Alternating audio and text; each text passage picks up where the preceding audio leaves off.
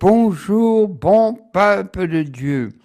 Aujourd'hui, je vais vous raconter l'histoire de Sainte Anne, la maman de la Sainte Vierge, la grand-mère de Jésus.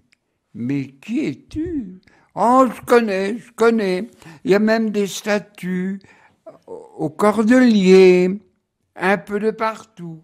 Mais c'est pas connaître.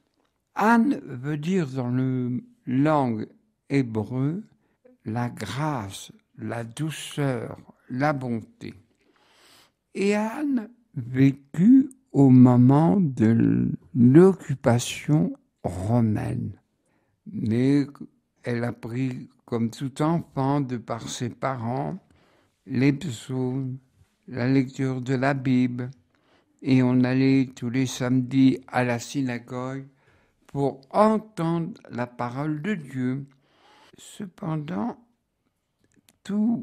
elle rencontra Joachim, qui gardait les moutons, et ils se rencontrèrent. Et Joachim l'aimait depuis sa tendre enfance.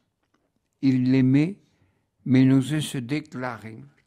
Et c'est un âge où ils demandèrent tous les deux, ils s'aimèrent et ils reçurent le mariage.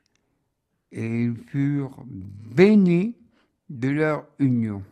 Bien sûr, il y eut des épreuves comme on en a pas mal aujourd'hui. Il y eut un tremblement de terre dans le pays de la Palestine. Et eux, comme bien d'autres, étaient prêts à secourir les vivants, les veuves, les enfants. Et aussi, on n'admettait pas, comme aujourd'hui d'ailleurs, à l'époque, de laisser les corps mangés par les oiseaux de proie. Ces gens étaient, ce couple, d'une bonté, d'une justice. D'ailleurs, Anne habitait près du temple, une maison adossée. Aussi, cela fait 20 ans qu'ils étaient mariés, sans enfants. Et pour l'époque, ne pas avoir d'enfants, c'était une malédiction. Mais ne désespérez pas de la bonté de Dieu, de la bonté de Dieu.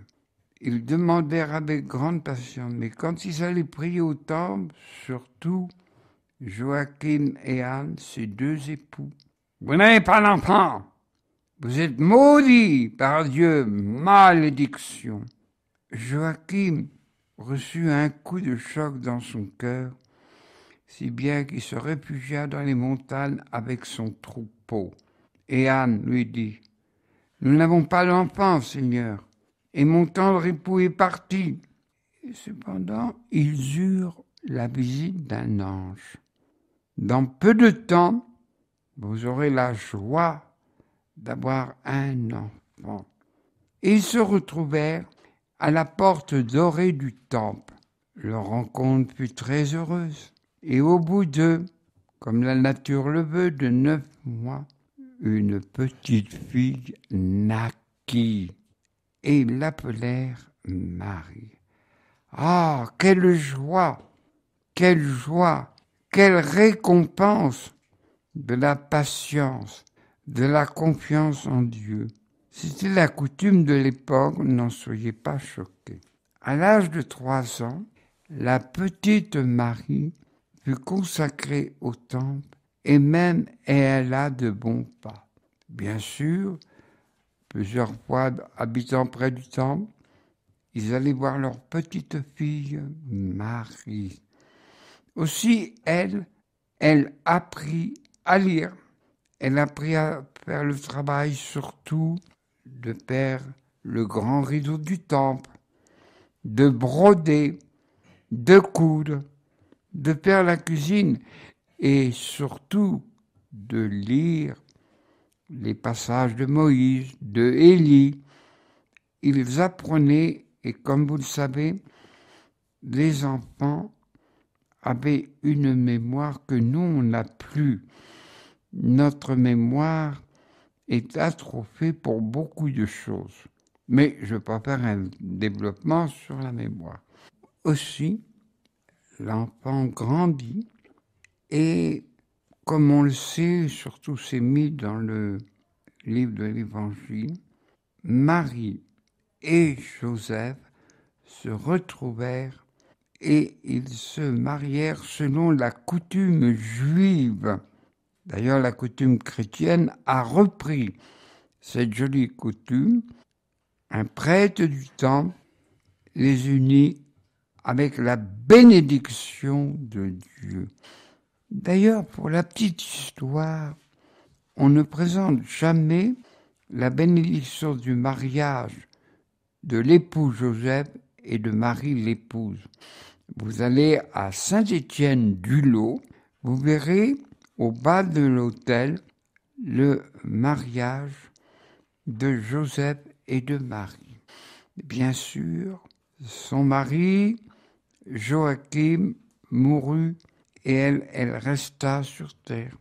Et bien sûr, quand Jésus, son petit-fils, remonta au ciel à l'ascension, et ensuite l'Esprit Saint donna courage, force aux apôtres et à Pierre. Mais cependant, peu de temps, en l'an 42, il y eut grande persécution et Saint Jacques fut persécuté.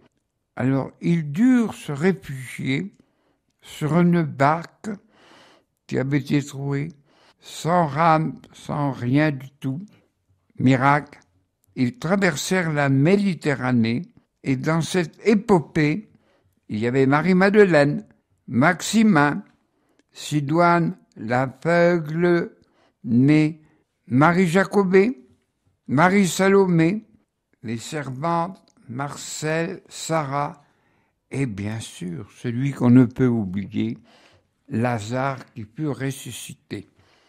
Mais cependant, la Vierge lui dit « Amenez-moi dans ce nouveau pays de la Provence les reliques de ma mère. » Et ces gens furent répartis de ci et de là. Le temps passa, on vénérait les reliques de Anne à Apes. Cela se trouve sur le bord de la mer Méditerranée, dans la Camargue. Et cet endroit est célèbre. Mais il y eut l'invasion de plusieurs tribus, particulièrement les Sarrasins. Et l'évêque Saint-Hospice avait caché précieusement ces reliques. On savait que les reliques de Sainte-Anne étaient là, mais on n'avait pas encore trouvé la cachette. Il était passé quelques siècles entre-temps. Cependant, au IXe siècle, l'empereur Charlemagne avait chassé les envahisseurs, les Sarrasins. Et là, on n'avait pas encore trouvé ces reliques. Il y avait avec lui Jean de Cazeneuve, un jeune homme qui était sourd et muet et aveugle.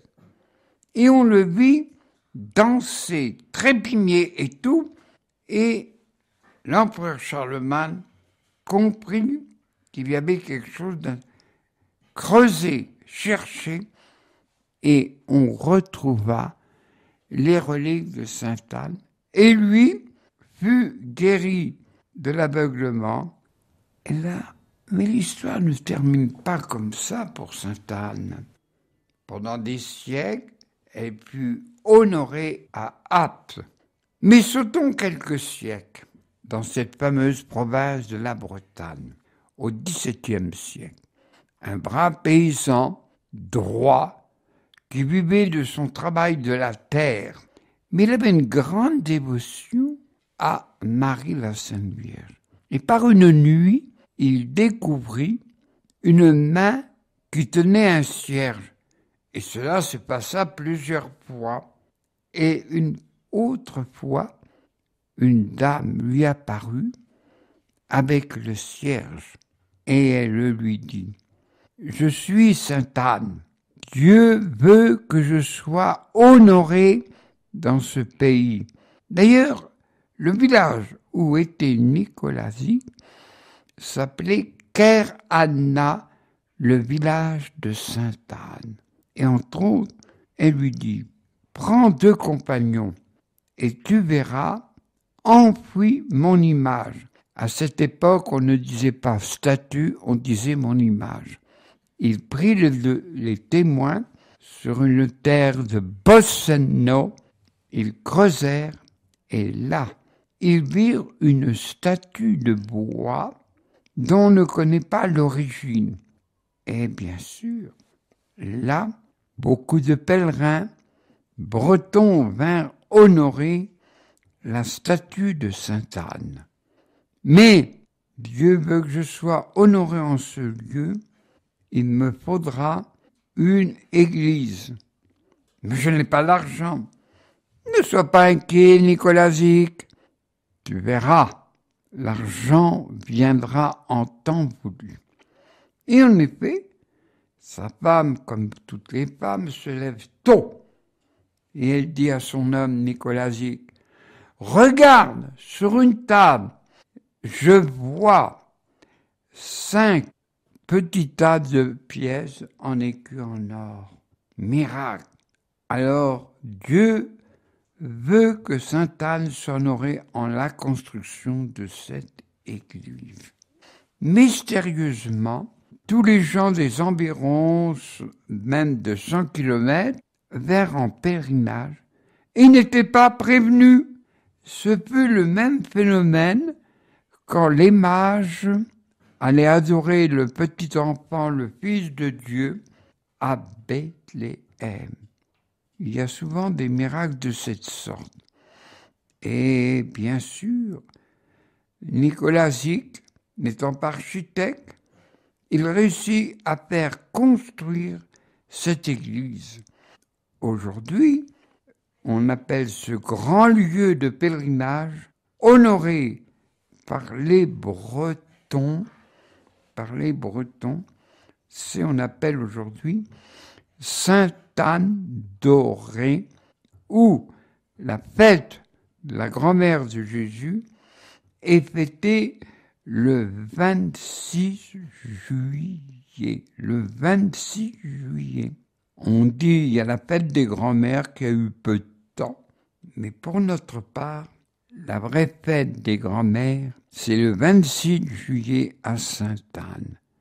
Aussi, quand beaucoup de Bretons s'expatrièrent et alla dans les nouvelles terres, le Canada, la province du Québec, ils emmenaient avec eux la vénération à Sainte-Anne, et on appelle aujourd'hui, depuis ce XVIIe siècle, Sainte-Anne de Beaupré.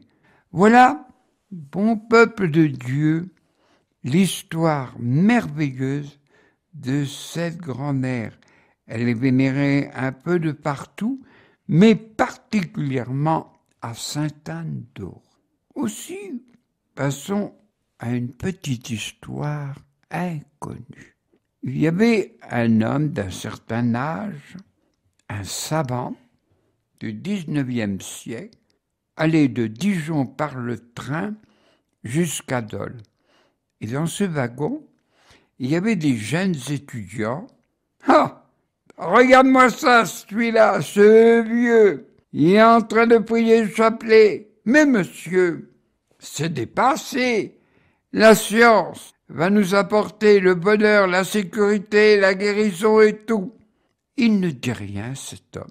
Et arrivé à la gare de Dole, il donna sa carte de visite, était marqué Louis Pasteur. Et ces jeunes gens eurent honte, car comme vous le savez, Pasteur a trouvé un vaccin contre la rage de l'époque. On pourrait en raconter beaucoup, mais je ne veux pas vous prendre la tête. Voilà, bon peuple de Dieu, merci de nous avoir écoutés. Merci, bon peuple de Dieu.